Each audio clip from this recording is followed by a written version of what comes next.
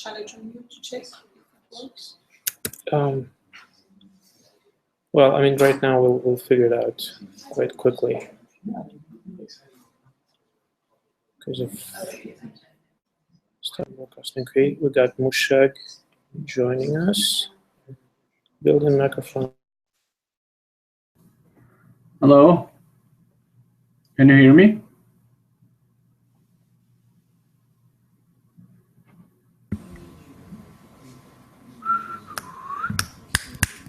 Okay, it's working. Mushag, can you say something? Yes, hello, can you hear me? Okay, you. Nope. Can you hear us?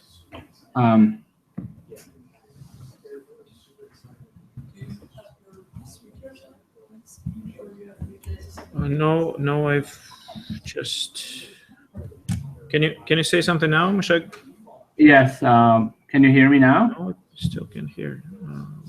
What's wrong with this thing? Oh, of course. Try now. Hello? Okay. Whoa! I can hear. We can hear you. Can you hear us? I hear myself. Can you hear us? Yes, I hear you very well. Okay, let's give it a second. Try to share your screen. Okay. We don't have a look now. So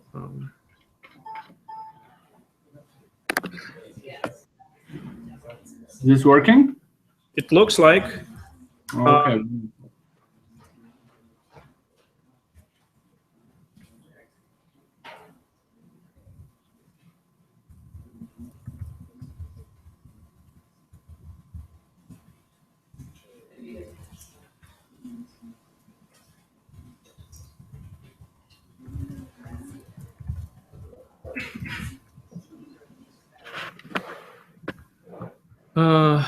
Okay. Let's see.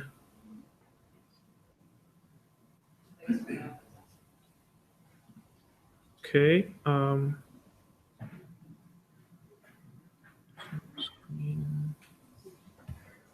Google Hangout. Sure.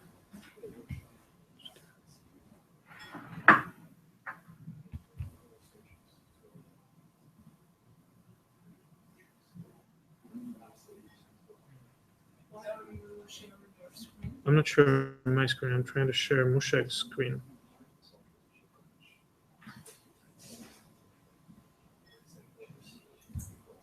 Present to everyone.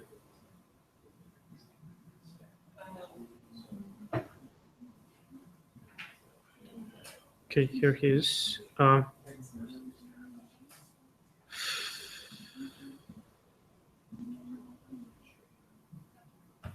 Okay, let's. Should we start? We have a couple more presentations. I hope we're not gonna have any other issues like that. So, Mushag, can you hear us? Yes, I can hear you very well. Oh, okay. So, so let's start. Mushag Asachan is a assistant professor. Please correct me if I'm wrong. At University of Calgary. Yeah, it was correct. Okay. Why wouldn't you say a couple of words about yourself, about your work, and start the presentation? Okay. The main part of my research is about early Islamic history, especially sectarian history, and especially Shiism.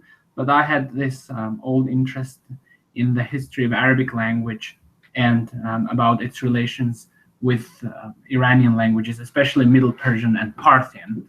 So I had wrote a small paper about this years back, and then now I finally have the luxury of time to continue working on it. And it has two parts, kind of more classical historical linguistic part and the digital part. So I have done the classical historical linguistic part. Now it remains for me to back up my my findings with the digital, by using digital tools. Well, first of all, I want to thank Maxim for having me in this wonderful workshop. And as Jean said, I wish I was there in person, but well. So a small introduction, what's the problem that I'm talking about? Now, it is no secret that so much of the vocabulary of New Persian comes from Arabic that a person can hardly say a sentence in modern Farsi or read a Persian line written anywhere in the last millennium without using one or more words of Arabic origin. And for their peculiar morphological shape, even a rudimentary knowledge of Arabic easily allows one to detect these borrowings. Not so with the reverse process. Although there are over 2,000 Iranian forms in Arabic, it is much harder to detect them, even for someone familiar both with Arabic and with Farsi, because some Iranian sounds behave in quote-unquote unusual ways when borrowed into Arabic. One reason for this is that most of the Iranian elements made their way into Arabic in the Middle Iranian period, that is before the 10th century. This means that the language from which they were borrowed was not New Persian, but its predecessor Middle Persian, and in some cases its relative Parthian, which had a considerably different phonological system from the Farsi that we know now. At the same time, Mushak, I'm sorry. If you intend to show your slides, you're right now showing the very last slide of your presentation.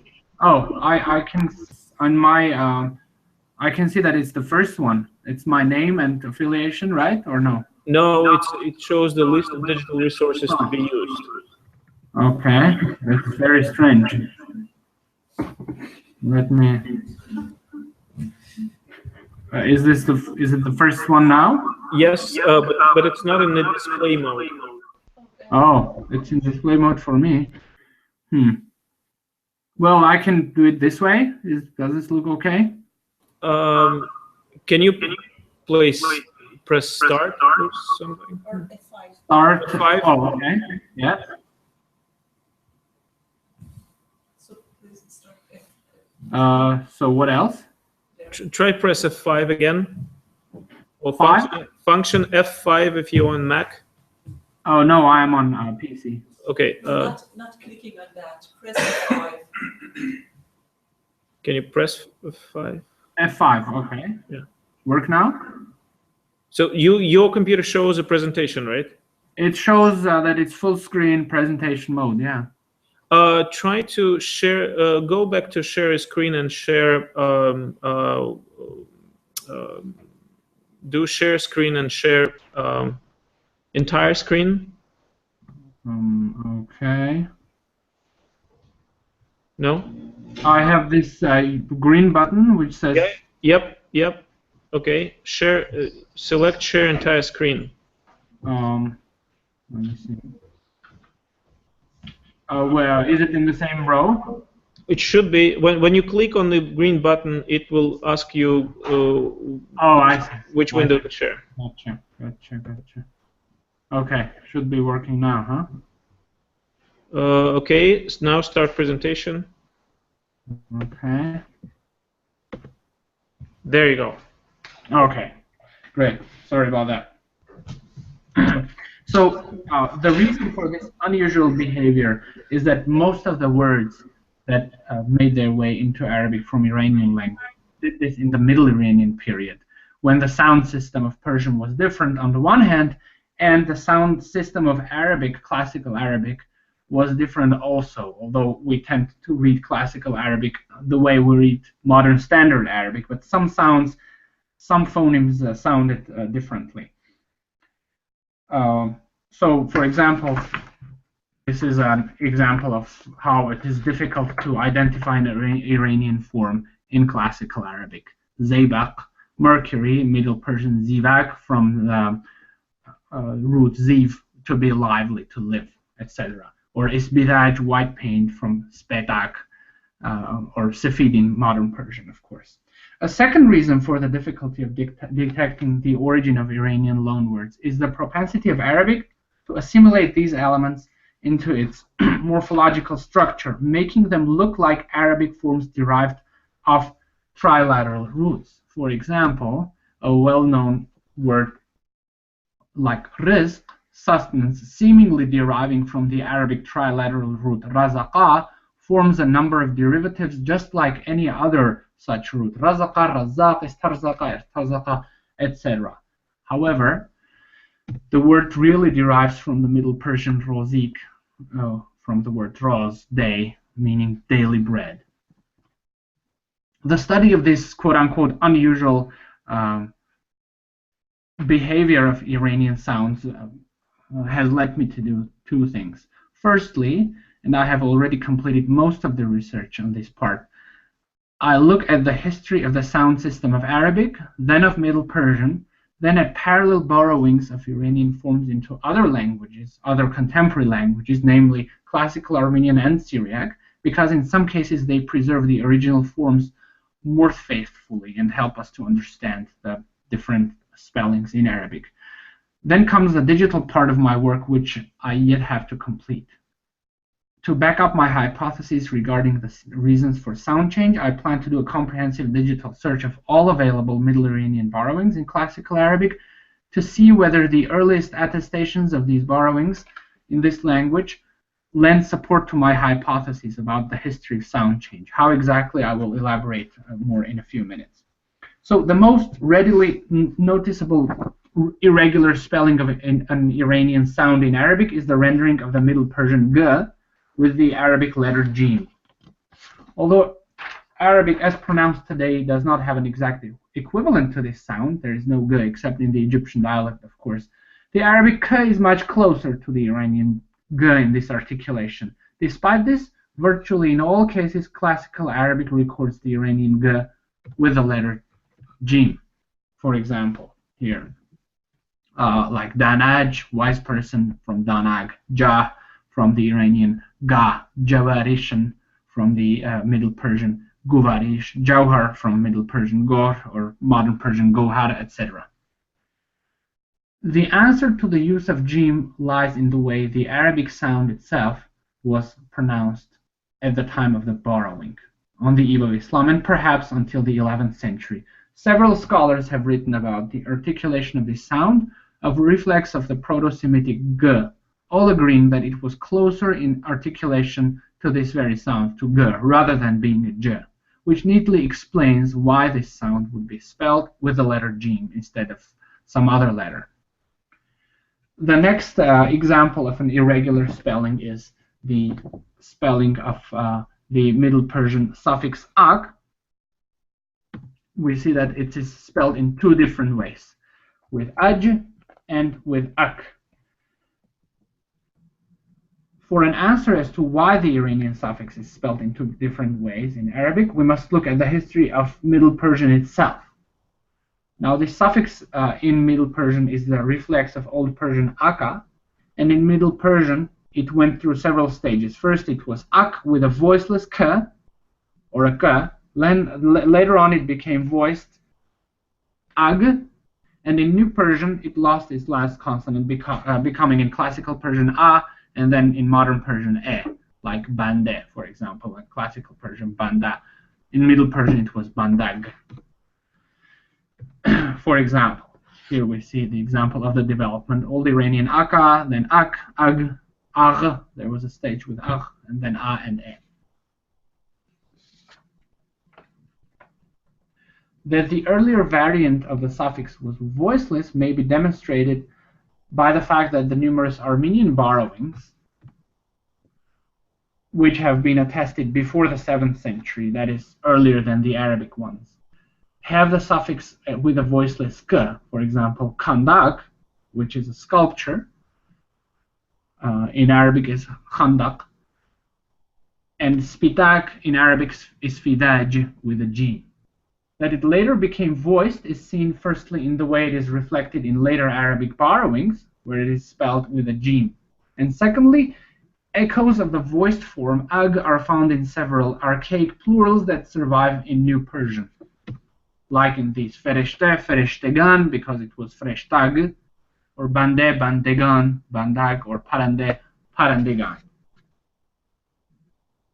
We may therefore conclude that the Arabic borrowings with aj were made later, when in Middle Persian the suffix was already voiced, whereas the ones with ak here are a few examples, were made earlier because they reflect the Middle Persian ak, the voiceless ak. Now the next example, irregular behavior of an Arabic sound, is the spelling of the sound d in Arabic, which is spelled in two ways, with a dal and with a dal. So here are the examples with the dal. Asbad from asped, so seemingly there should be a d, but we have a dal. Badaj, which is a wine, from Middle Persian badag, where we see a d in modern Persian bade for wine. Dafir bad, again, depir pat, and so forth. And there are also numerous examples where it is spelled with a d, like bardaj from bartak, modern Farsi barde, bunduk from bunduk, jund from Middle Persian gund, and so on and so forth. And finally, there are words which are spelled in both ways, like the name for Baghdad. Baghdad and Baghdad, we have both spellings in the sources. Now, there is no evidence that in the early centuries of Islam, the two letters dal and zal were pronounced otherwise than in modern standard Arabic today. So in order to understand this variation, one must turn to the source language, again to Middle Persian. Now, Hübschmann has demonstrated that the Old Persian ta has rendered the in like dal in intervocalic positions, later becoming a d. For example, Old Persian pidar for father in Middle Persian has been pronounced pidar and pidar. Old Persian matar, mother, has been pronounced in Middle Persian both madar and madar. Now Hübschmann, along with Gilbert Lazare, points that in some cases a spirantized version has been preserved in New Persian, where of course now it is pronounced as a z simply. Namely in words of non-Arabic origin where we see the use of the Arabic letter dal, like in Azerbaijan, in Persian pronounced Azerbaijan, and Paziroftan, now pronounced Paziroftan. So we can see that it was when in the early New Persian stage, these sounds were pronounced as a the with the sound the. Now a close look at the forms with dal reveals that in Arabic they occurred mostly between two vowels or when they conclude a word or a syllable. This suggests that the Iranian forms they reflect also had a the between and after vowels. Furthermore, the transition the occurred not just in New Persian, as shown by Hübschmann, but as late as in the Middle Persian period, since the inter- and post-vocalic dal in Arabic occurs in forms which clearly come from Middle Persian. That the spirantization of the Iranian de took place solely in these positions, that is, between and after vowels, is confirmed by the fact that in Arabic, in the initial position or when preceded by a consonant, the Iranian de constantly occurs as de in Arabic. So we always have daftar, danaj, dastur, dibaj, dihliz, din, etc. There is no the here. The most puzzling reflection of an Iranian phoneme in Arabic is that of ch, which is spelled with the letter, surprisingly, with the letter sad, which seemingly has nothing to do with it. An explanation of this phenomenon is that the borrowings likely came through Aramaic and Syriac, where the Iranian ch was rendered with the letter tzade, which, as has been shown by Steiner in his book Africated Tzade in Semitic Languages, was affricated precisely. That is, pronounced something like the Russian or German t. And indeed, some of the Arabic forms where the Iranian ch is spelled with sad have parallel borrowings in Syriac and Aramaic. So we have these, on the left we have the Iranian form, on the right we have the Aramaic or Syriac forms. To conclude, by looking at the history of the sound systems of Persian and Arabic, and by looking at some parallel borrowings in other languages, I propose an explanation as to why some Iranian sounds behave in ways that seem to us unusual. What I plan to do next, which I still haven't done, is to do an electronic search of all such borrowings and to see whether their earliest attestations in classical Arabic sources uphold my explanations based on sound change. So an example of such study would be this. if I discover that, for example, all Arabic forms with ak are attested in earlier sources than forms with aj, this will uphold my explanation that the different spellings of this suffix are a result of the changes it underwent in the source language, that is in Persian. So the form istabrak, according to my hypothesis, should be attested earlier than ihlilaj, which it is, because it's in the Quran, but we don't have that luxury in all cases.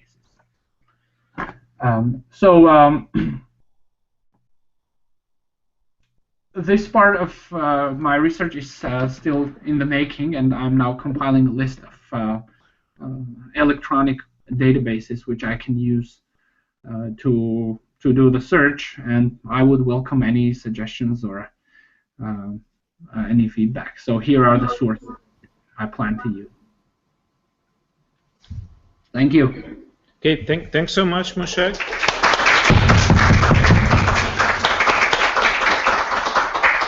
So I wonder if there are any suggestions, comments on this. I think it was a very, very peculiar topic compared to everything that we discussed before. Can I start? One sort of a problem that I see with this, I wonder if these collections of printed text or digitized text based on printed editions actually have too much of editor's intervention, which will not allow you to trace this through printed editions. That I don't know, but that's a thing that comes to my mind first and foremost, because I believe it was mentioned by somebody in one of the presentations that how Arabs are like to correct what they read and copy it and what they conceive to be a correct form. So I mean, but it's just a sort of a question and a problem. On the other hand, we've been talking a lot today about providing having text from these collections and improving chronological metadata that would actually allow to do such things. So just to do a search for a word or an n-gram and to actually look into when, in what period, the frequency of that word and where, in what period it occurs, according to the death dates of the author. And I think that should give you could give you a decent sort of chronological layout comparison of this.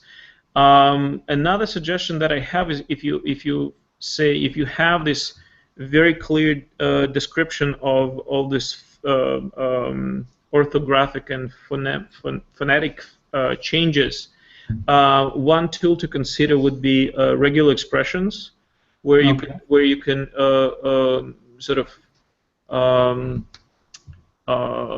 make a very complex spelling of each word that you want to find, and we can probably talk about that personally more in more details, how exactly that can be done. And then you can sort of use this regular expressions to search for all possible variations of the same word and identify where exactly in which text they occur.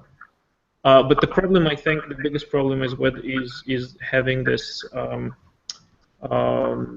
too much interventions on the side of the editor into the texts that you're trying to use for this work. Okay. Anybody else?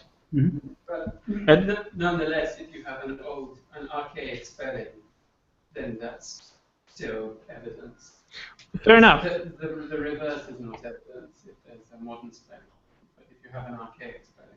But the problem is, again, you can find it in a text written by the very early author, but it's hard to take into account, what exactly the editor changed, because being under the influence of modern spelling, the spelling could have been imposed on the text. But if it's an archaic variant, then you can be fairly certain that the editor didn't put that in. You see what I mean? So the existence of archaic variants is evidence, but the reverse is not evidence. Okay, fair enough. Yeah. Does that make sense, Mushak?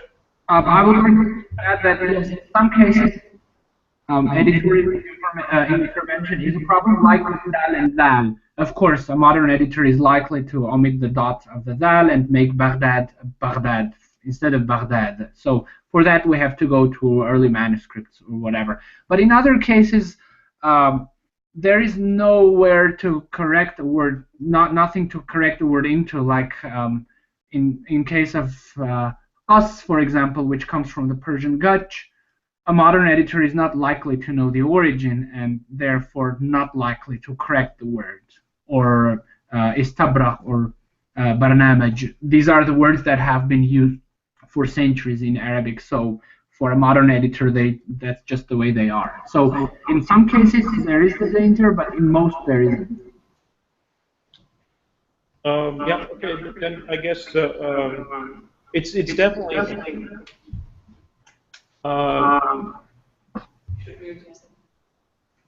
Mushak, could you mute yourself for a second while I'm saying? Because yeah, we're getting this feedback again. So in this regard, I mean, the beauty of the having corpora and having this computational methods is that you can sort of essentially design an experiment and run it, and just to see what results you're getting. And that's this particular task is not computationally expensive, so it can actually be done on a simple on a home computer. It doesn't require too much computing power. What's necessary is a better metadata and a larger probably collection of texts. Okay. But as I was showing earlier today, we actually have more texts for pre-1200 period than we have after. Yeah, okay. That's what interests me, actually. Yeah, okay. Okay. So, any other comments? Please come. Sure. I don't. Do you have any ways of working with text in Nurlib? Was it a question for me? Yes. I didn't hear the last part. Working with what? I'm sorry. With Nurlib, because they. Oh, with Nurlib. Yeah, because recently they've put the entire collection under the paywall. Yeah, which makes everything much more complicated. I think even the simplest searches become more complicated, and it's like. Oh, really? Well, I went there yesterday with my account, my password. It worked. The problem with Nurlib is I think you can do like 100 or something like that searches per day. So if you do like more than 100 keyword searches, it blocks you. Then you have to wait 24 hours. Yeah, that's yeah. And then you can only search volume by volume. You cannot even search, like, let's say, the entire Al-Kafi or the 8 volumes. You have to go volume 1, you search the word, and then volume 2. And especially you cannot search the entire texture collection. This is unbelievable how the developers of these libraries decide what you can do as a researcher and what you cannot do. So again, yeah, it's okay. So any other comments, questions? If not, we have one last presentation for the day, and I think people are ready to be done.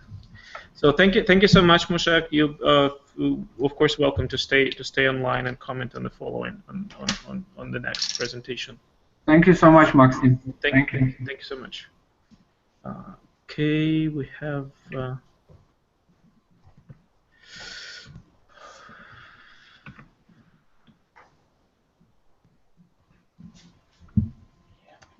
Can you see? Is it? I am not there. No? I can wait. I join. Oh, okay.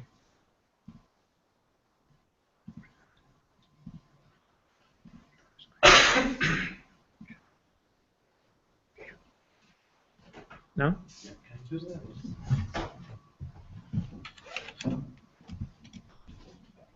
Depends on how nice you are. Okay, I'll be very nice. Thank you.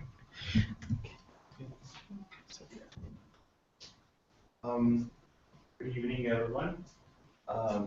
This presentation is part of a larger project that aims to map the field of cultural production in contemporary Iran, particularly after 1979. Cultural production consists very broadly. It includes all kinds of production, literary and non-literary, cinema, television, religious productions, all kinds of oral forms that exist out there, social media, in order to understand how people are communicating and which cultural platforms are more popular and what kind of needs they're responding to. One of these, I have rendered a slight change in this presentation since I submitted the abstract, was that I was planning initially to present detailed textual analyses of translations, English and French translations of Persian classical poetry to discuss translation and problems of word literature, but then I removed part of that textual analysis, the translations of Rumi's poetry, because many people have talked about it, and I'll focus on a less canonical poet. In discussions of word literature, the problem, a major problem is translatability. Whether texts or cultures are translatable or not. And long story short, everyone who opposes word literature argues that translation dehistoricizes literature, and by dehistoricizing literature, it reduces all literatures to the language that it is being translated into. And without intending to criticize what projects that are happening in digital humanities, it seems to me that many of the projects in digital humanities are also doing the same thing by reducing the literary use of language into pure linguistic use of language and then translating that into numbers. And then there are some numbers and graphs, so it sounds impressive, but the digital is present, the humanities part is not present. Now, I'll come back to this point in a minute. Translations from Persian, there's a book that was republished in 2005 by Hassan Jawadi that studies Persian-English literary relationships. Textual analyses are very rare and they're very general, like this is a good translation. It's not bad, but he doesn't really go into the details to say what he means by good, bad, adequate, or not adequate. I will discuss a case. The poet is Manouchehr Damhani. I will tell you why I chose that poet. There is one complete translation of Manouchehr's Divan into French that was rendered by Albert Kazimierski de Biberstein, originally Polish, but he translated that into French and published it in 1886 in Paris. 19th century, French is the dominant language of scholarship, so it's obvious why he did that. In English, there is the translations rendered by Basil Bunting, who is a modernist poet. His status in English literary canon is kind of ambiguous, but anyway, you can find a collection of his poems in Bunting's Persia, and I will show you examples of his translations in a minute. A major point about why Manouchehr is important in this argument is that he is not a canonical figure like other poets, like most other Persian poets you hear about. If we were to divide poets, classical Persian poets into two groups, like major and minor, Manouchehr would be in that minor category. But what is very important about him is that to use a kind of anachronistic terminology, he represents a kind of post-colonial moment in Persian literary history when Arabic loses its status and poets start composing poetry in Persian, even though there is a lot of Arabic influence, and we will see why that influence is very important in this presentation. Now, the translator is Bunting, and he is extremely positive about Manouchehr. He says, I don't see anyone who has a lot to read who can omit Manouchehr from the list of like 3 or 4 greatest poets in the history of world literature. It sounds kind of an exaggeration, but he really loves Manouchehr. Despite the fact that he has this a very fabulous description of what Manucherry's poetry is like, and it's very weird because it's not very easy to read and it's not very easy to understand. Manucherry's poetry is the least spiritual, least religious poetry among Persian poets. It's very materialistic. He has poets that he's literally talking about drinking wine and having kebab and listening to music. And at the end, he says he boasts that I'm a man of I'm a kebab eater and wine drinker. So yeah, but Bunting for some reason likes Manucherry. Despite the fact that he has that to say about him, he translated only 5 poems by Manucherry. So there are about 2,000 couplets of poetry, and of all of those lines, he has only 5. Now, these are 4 examples, and the first one is the only example that approximates kind of adequate translation. There are problems there are misunderstandings of certain words that he didn't know. Then there is a second one, 2 and 3. 2 important points about them is that both poems praise a minister. And in Manucherry's Divan, there are lots of poems that praise this or that political figure because he was a court poet and he would just praise some powerful person and get money from it. So that was his kind of perhaps fellowship application where he would write a poem and that person liked it and then we get money in return.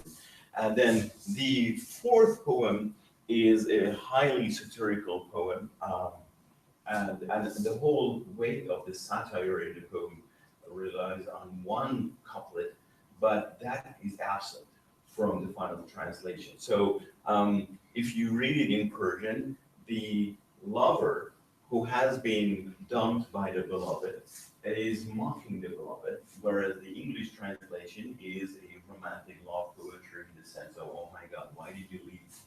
But, well, there are many detailed issues about these translations. What I would like to discuss with you is the 5th poem that Bunting translated, and that's the weirdest thing that he did. This poem has been, I have cut that into 3 parts. The first part, the original poet, Manucherry, is saying, oh, the era of poetry is over, there is no use in translating poetry, in composing poetry. In the second part, and that's the only part that Bunting translated, the Manucherry is referencing lots of Arab poets or cites phrases, memorable phrases from the canon of Arabic poetry at the time in order to say what good poetry used to be like. And then the third part that is absent from the translation, he argues and says, well, if poetry was useless, the prophet would not give money to this person, or that king would not give money to that person. So I encourage all people of means to pay poets because poetry is important. Now, here, if you know all the words that have been underlined, they are either names of poets or references to poems by Arab poets. And it is important to note that Manucherry was a young poet and he was struggling to find a place for himself in the very competitive field at the time. And so he is kind of showing off his mastery of the dominant hegemonic language, which is Arabic.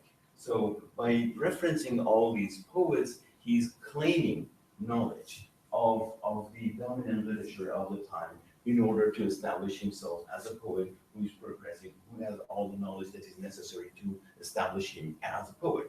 But now, the weird thing about the translation is that when you read the English translation, you just have a list of Arabic names. There's nothing in that. It's just the list of names. That's the first line of the poem. Amrul Qais and Labid and Akhtab and Blind Ash'a and Qais. And then imagine 14 lines like that. It's just names of people, and that's the translation. There are no explanations whatsoever. What are these names about? And now, again, the second important point is that all these names meant something to the audiences of the original poem. whereas to the English readers, they don't mean anything. And then the more important point is that many of these poets are forgotten. So there are many references in Persian sources, and they say, oh, we couldn't identify the poem. We don't know what this poem was.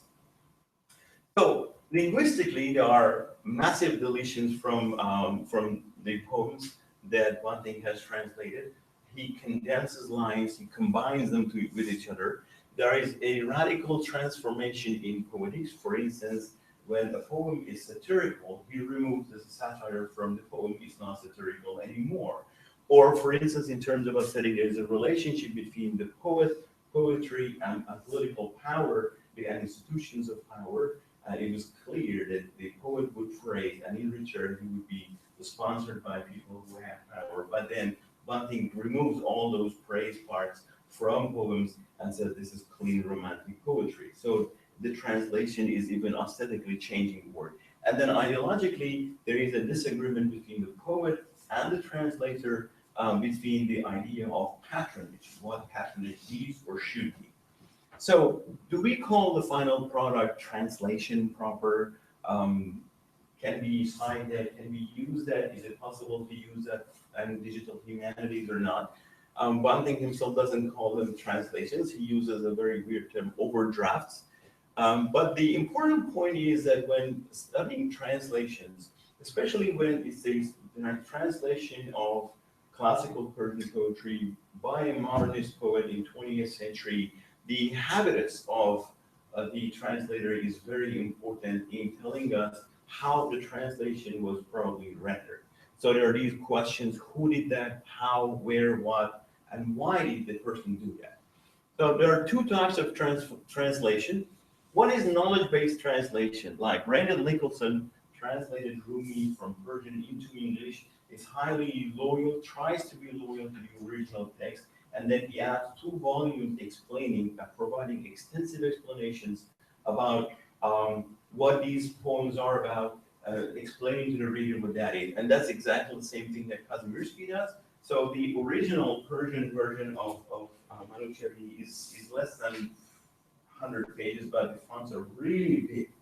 So like that, you will have about 100, 110 pages, but Kazimierski's book is about 500 pages, and the fonts are really small. So he goes into extreme detail, about 200 pages of introduction, and extensive notes on every single word in the poem to tell the reader what all these mean. So that's a knowledge-based approach.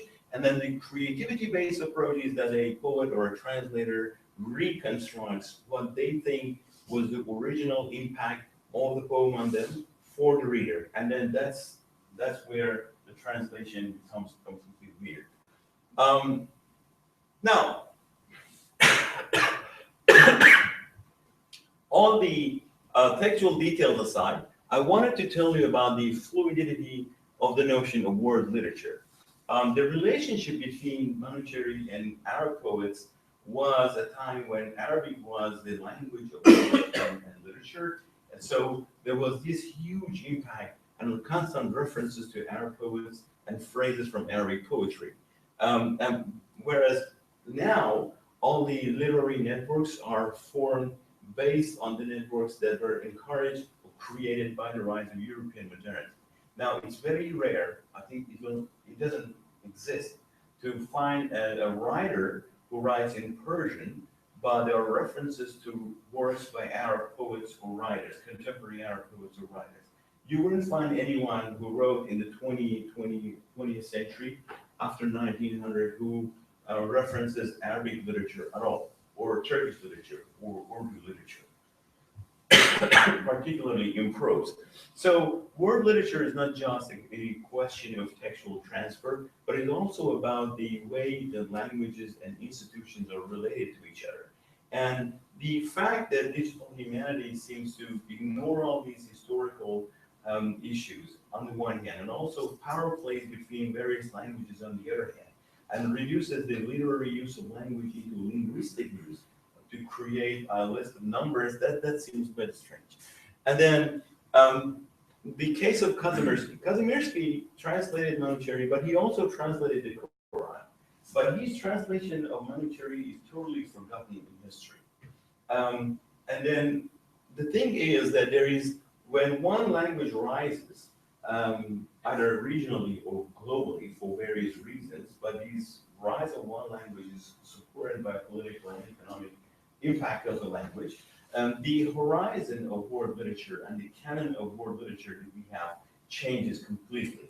So if, let's say, French, 19th century French, obviously the Kazimierski translates that work into French, whereas now his work is completely forgotten. So it is highly possible that everything that is translated into English in a moment will disappear if 50 years from now another language is globally important.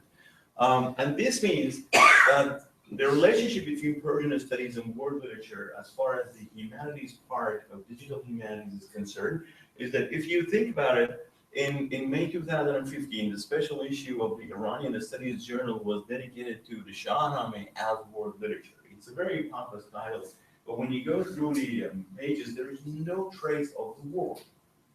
There is no trace of the world. The world is limited to English, French, and German. It's a very provincial notion of the world.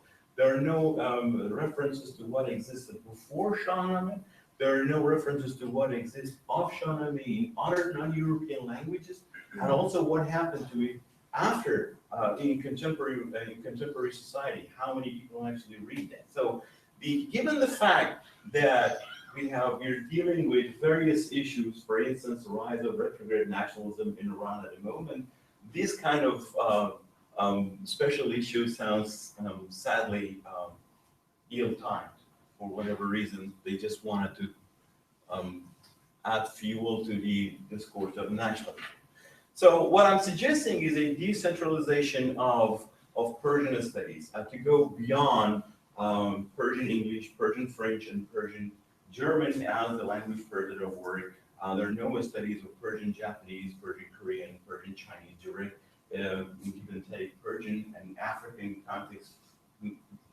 It's not even suggested anywhere in Persian studies or Iranian studies. The second thing is to revisit the notion of literariness, and that's what digital humanities constantly neglects. That the scientific use of language and literary use of language are totally different from each other. A. B. Literariness and in various eras means different things. So classical Persian literature in terms of literariness and modern Persian literature, they mean two different things when we call them literature. What do we mean by that? On the other hand, what do we mean by reading? So do we interact with text in exactly the same way that people interacted with poetry, say 100, 200, 300 years ago? This is not clear. But there are more pressing questions for the humanities part of digital humanities. For instance, why does classical Persian poetry matter in 21st century? So when Manuchehri is not even read in beyond classrooms of Persian language literature at universities, and no one buys the Divan unless they buy it to put it on the shelf. What is the use of digitizing that kind of poetry and then making it available online? So why do we have to do that? So a new theory is needed to understand reading processes and to understand the value, if there is any value, in classical Persian. Beyond the retrograde nationalism that supports the translations and retranslations of the Shahnameh that is used as a cultural document in the West. And then, what is the appeal of highly elusive poetry? So when you have this highly elusive poetry, if it is supposed to be something other than an ivory tower product, how does digital humanities deal with that? Perhaps linguistically. And then, the re-legitimization of the literary use of language and reading, because reducing everything constantly to a linguistic aspect seems a little bit too much, especially at this moment when humanities is under unprecedented political pressure in Iran. So the linguistic side of it is okay, that can easily flourish. But when it comes to critical engagement of society in the present condition, I don't think that digital humanities will be really useful. So hardcore classical humanities is what is really needed at the moment. Yeah, that's what I have to say. Thank you very much for listening.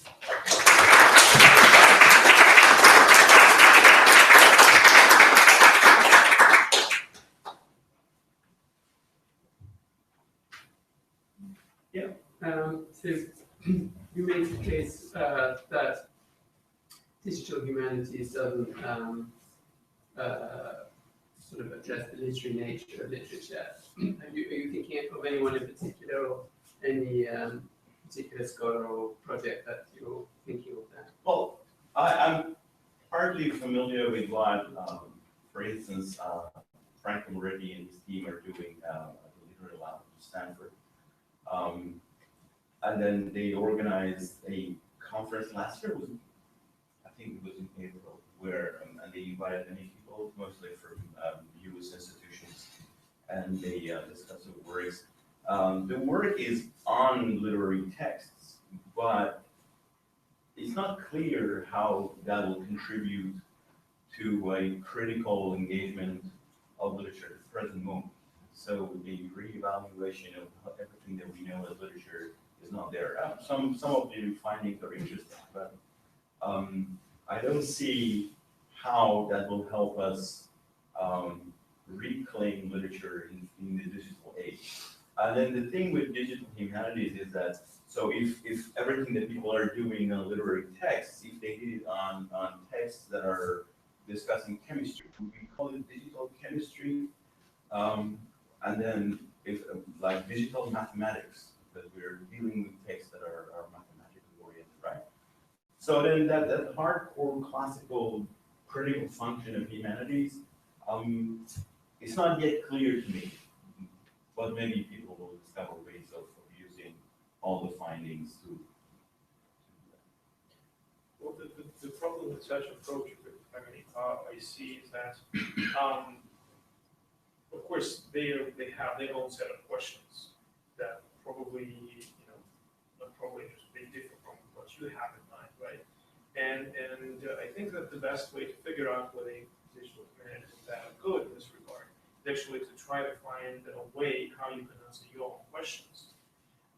So because it's I think it's a little bit unfair to accuse people for for not answering your questions, right? Because they are clearly looking for their own. But I think that and I think in the presentations today we've seen a lot of interesting ways of engaging with the text on a level that allow you to identify things that will be quite, will go nicely with the range of questions that you have. Well, I wasn't accusing. Now I mentioned the literary lab. I'm not accusing them of not answering my questions. The thing is that the results are interesting, right? But how do those results help us think about literature in the 21st century? And yeah, so that's the thing. It's not. I don't mean that their questions are banal or it doesn't matter or no, they should ask my questions and answers. But then how? Yeah, even when I think about how it is possible to use all the data that is collected and fed into machines, yeah. I mean, there of course certainly won't. These methods will never allow you to probably answer the question on like how the reading practice changed, right? Because you can't looking at the text study how people read it unless I mean I don't know unless I can't think of a ways right now. Harry, you wanted to answer? Yeah, that's what I was just curious for a concrete example of the hardcore humanities or philology or ways that allow us to imagine literature. So could you perhaps give us like some of the more concrete positive examples? Oh, well, so for instance, Spivak's Death of a Discipline discusses the problems of comparative literature, right? And then she ultimately suggested areas that it will probably be able to help us answer many of these questions. And then there's also the difference between points of view, because when we say Persian studies, we are usually assuming the point of view from an institution, at least in Western Europe or North America, where such a thing as Persian studies is meaningful. Whereas if you were in Iran and you work at an Iranian university, Persian studies is not meaningful. So it's not a departmental thing. So because of that, there are two things that again, to make humanities meaningful in a certain context. That kind of hardcore example, yeah, Spivak's stance is like anti-imperialist. This is Americanization of humanities. But for us in Iran, it is also important to answer questions which will help us deal with the political climate there, where humanities is under pressure. So answering all those questions by creating like numbers from whatever we have in literary text will not help us with that. What exactly will help you? So first of all, the textual analysis of how we understand the world and how the world is understanding us. Those channels that are mediating between Persian and the rest of the languages of the world. And then the world, in this sense, I'm not using it only as English, French, and German, but the world in general, right? So anything that contributes to understanding all those channels and to seeing how power networks are contributing or to hiding themselves in order to create these imbalances, both nationally and internationally, will help. But wouldn't you want to quantify that? Wouldn't you want to quantify exactly those relationships? So what, quantify? Yeah, because otherwise we've got no interest, and you keep going, turning the same wheel around and again. But that's where so if you can use examples to show how power networks function, right? And then those examples will be used to see how nationally or internationally power is distributed, and then humanities is functioning or not functioning there. One example is just the example of Shahnameh. If we have rising nationalism, and then we keep writing about that kind of nationalism without countering that, without opening the language or the literature or the culture to the world, right? But how can we quantify culture? Take that as an example. Shahnameh has a large Arabic vocabulary, which a lot of Iranians deny. They say it's pure Persian. Actually, it's got a lot. So with digital humanities, you're saying technology might exist one day to strip out the Arabic vocabulary, and then look how that's been reused over the course of centuries. And then folks have ran into this wider Sunni view, this Arabic and Arabic translation as well. And rather than it being in the hands of the experts, we are experts, but it opens it up. It opens up these massive corpses. I'm saying you're just constructing a straw man of what digital humanities is. When actually, while quantifying it, we actually get, rather than spending 30, 40 years in a very specific discipline when you're in charge of it, you open up your data. Well, actually, anyone can run this program. This is the input, this is the output, and it shows that Shotler is a dynamic document to exist in a certain period of historical time. Yeah, so that's one way that digital humanities can work. But aren't you yourself right now not taking a critique seriously in conceding that this would be a way? Because they literally kind of said, quantifying the question, looking for an unambiguous yes/no answer to an inherently humanities way of asking things is the wrong approach, right? This is your critique in a way, I would argue. And I think this is important to talk about. But then saying we have this new level of objectiveness, right? We run the same thing, the same machine with the same results and everything now is clear. It's actually not the argument for the end, I would say. At least not, in the discussion we're having right now. I don't see it's binary. I don't see it's binary. It's just a rereading. That's all. Yeah, okay. You can't just say this hand doesn't work, and that argument doesn't hold. I was just saying it's a different. I still read books. I still love reading Shahnameh, but it's just you can put it in a context. We've got to say 4 major essentials of Shahnameh. How do you resolve those against each other? How do you understand where it fits? Especially in the context of class, we've perhaps got 3 or 4 weeks to work with Shahnameh. That's much better just because the data is one way of visualizing. No, it's not binary. No, exactly, but it's one way of doing it, and you make conscious decisions to get there. So let's not pretend that we can present this black box of machine to the audience. It's just that's the way how I understood your interest. What if might suggest us to move to some other place. Just in case we're officially over time, and I think actually Omit's presentation was really. Good ending. Yeah, I think it was a good presentation.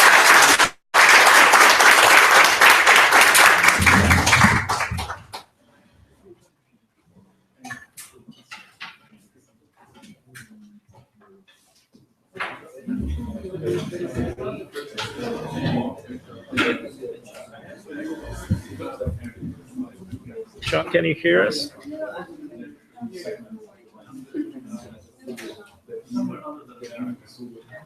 You're muted if you're saying something.